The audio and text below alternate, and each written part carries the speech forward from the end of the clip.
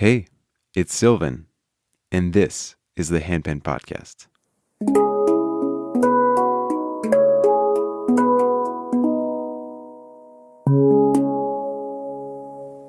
Have you ever faced a situation in life that is so difficult that you wish it could just disappear out of thin air? But it can't, and it won't. And the only way forward is to go through it. Well, joining me in this episode is my friend Julia Dvorin, whose powerful story of resilience and bravery gives us hope through times of trouble. Julia is awesome. She's funny and whimsical and real. Her message is meaningful, and I think we need to hear it.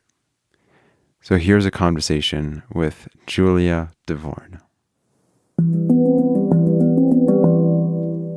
Hey, Julia, thanks for joining me on this episode. Hi, Sylvan. Hey, how's it going? It's going great. I'm excited to be here. Awesome. Yeah, I'm so thrilled to have you. So you and I have met a few times over the past few years, mostly at handpan gatherings. Yep. And I have personally always enjoyed your enthusiasm for the handpan art form in this community.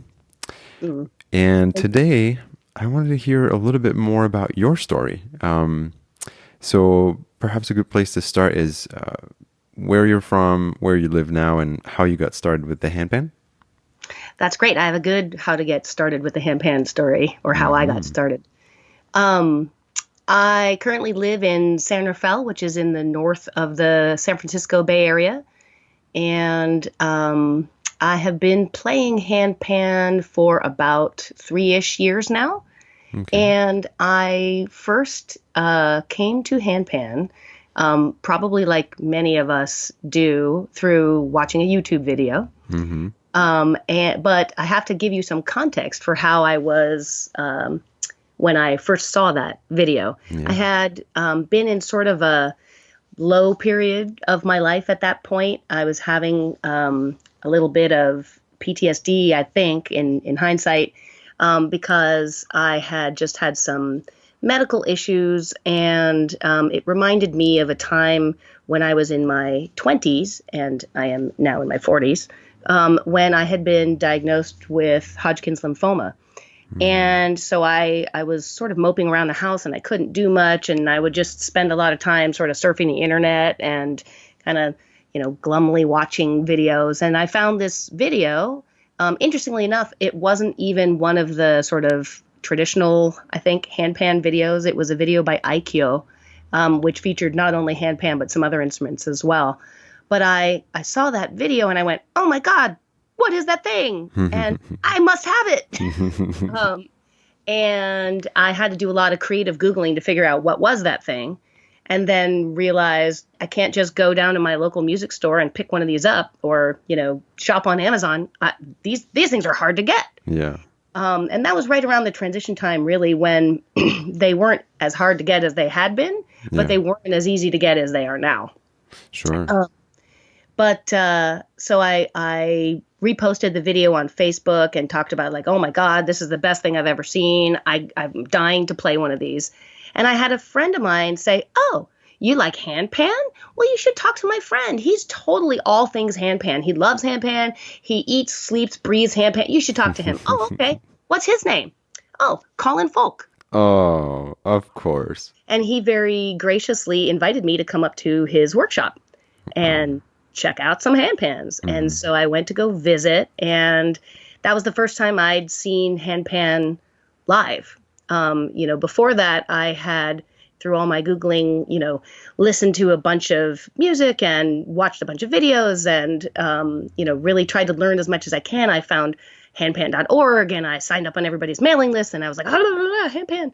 Yeah. But that was the first time I ever actually touched a handpan or heard it played live. And I went even more, oh my God, than I had before, because here was this thing that really had kind of lifted me out of that sad time and got me interested in something again.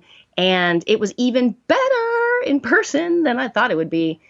And I had been looking at flash sales and trying to figure out how I could get one and have no luck.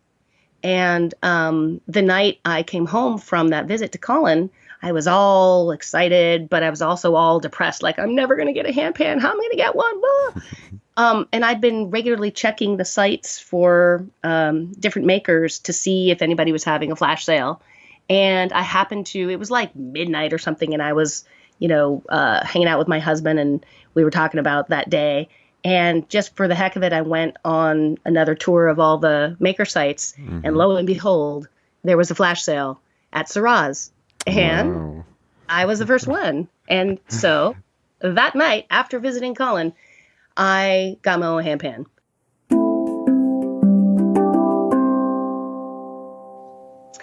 I was a percussion player many, many years ago, and only as a hobby. I used to, when I was in graduate school, I used to play for the UC Santa Barbara Middle East Ensemble, and I Mm, played doumbek for them.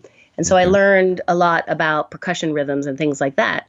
But other than like, violin in fourth grade or something like that, that was the only instrument that I had played as an adult.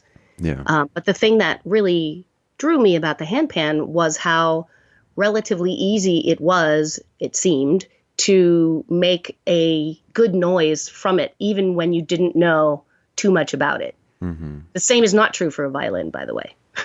Right. No, you're right. Like most musical instruments are very intimidating, Right. and they're also associated with fear. The fear of doing it wrong, the fear of failing. Because with the Sure. violin, you typically, the average violin student or player is not self-taught. It typically Right. is alongside a classical education, and that word education, it reminds us of school and passing and taking tests, and the handpan doesn't have any of that. It's free of that institutionalization, which I think Absolutely. is really empowering. And It because sounds it's a new instrument, there's nobody really to tell you you're doing it right or wrong. If yeah. you're pleased with the noise you're making, then it works, as far as I'm concerned. Hmm. And the handpan seemed to me, as somebody coming sort of from percussion, it seemed to me to be this amazing freedom of like, wow, you can not only do percussion, but you can do notes. That's Hmm. awesome.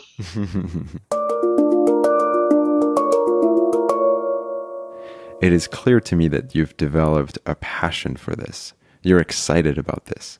Absolutely. And again, having come out of this sort of sad time into this passion and excitement, and it's really stuck with me, has been just so life changing, really.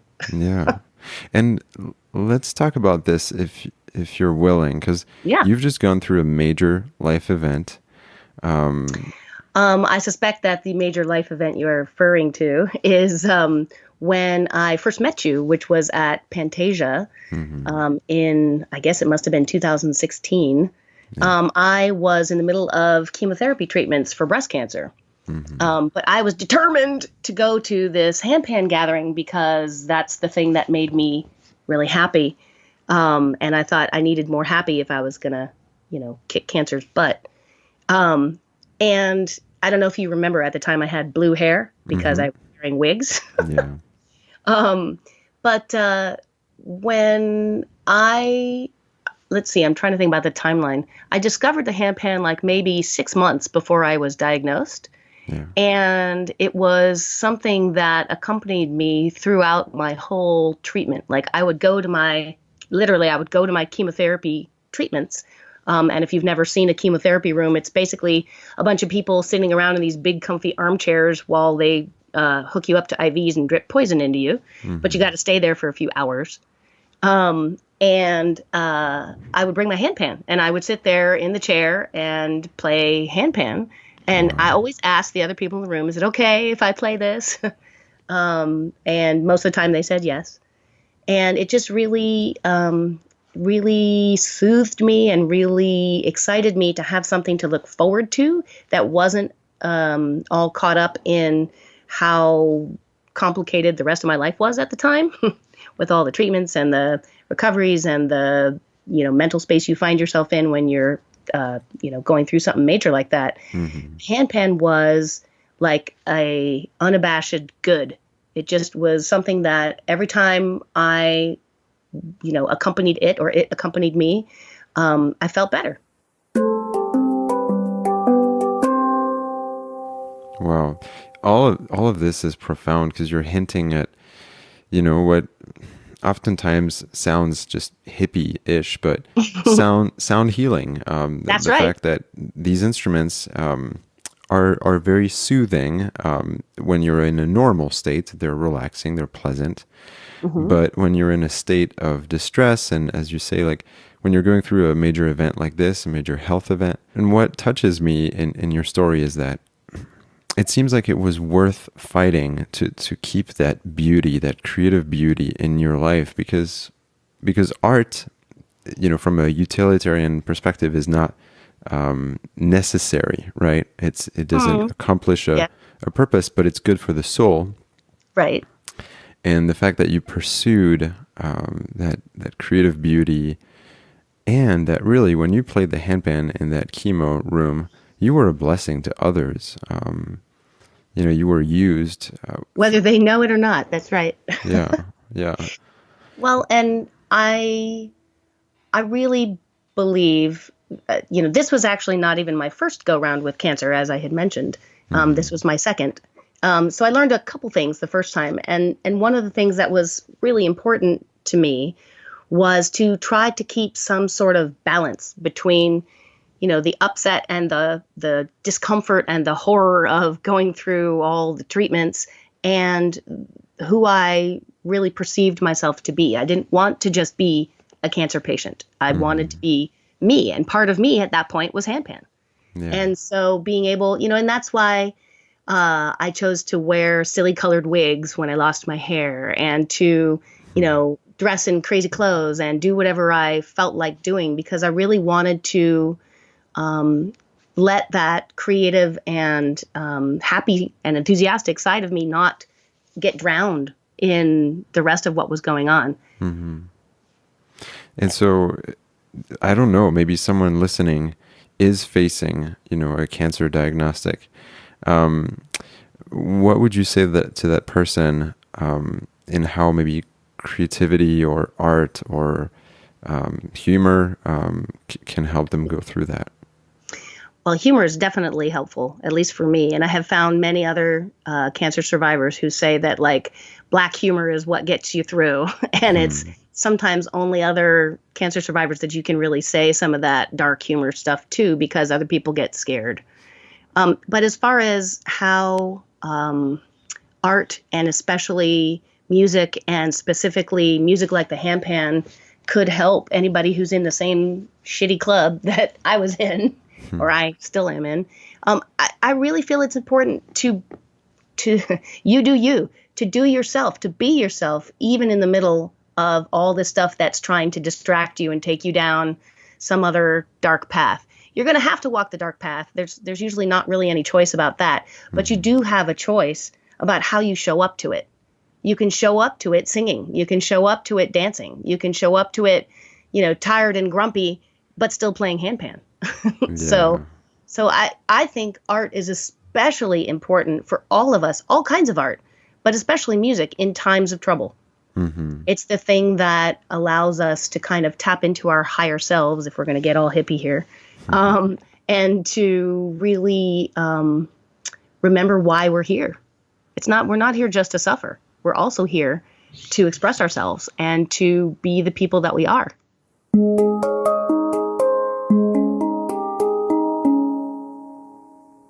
Everybody's got issues. Everybody's got sorrows. Everybody's got tough times. Hmm. And if we have things that are tools that help us through those tough times, we should use them. We should seize on them and use them as much as we can. Yeah. And what a beautiful tool we have. I know. I feel Yeah. really lucky. Yeah. Well, Julia, thanks so much for taking the time to join me on this episode. My pleasure. This is profound. This is profound, and I'm so glad that we can share your story. And I hope that we will see each other again at Pantasia. I'll be Or there. yeah, okay, awesome. Yeah, so thanks again. Thank you so much. I really appreciate your invitation.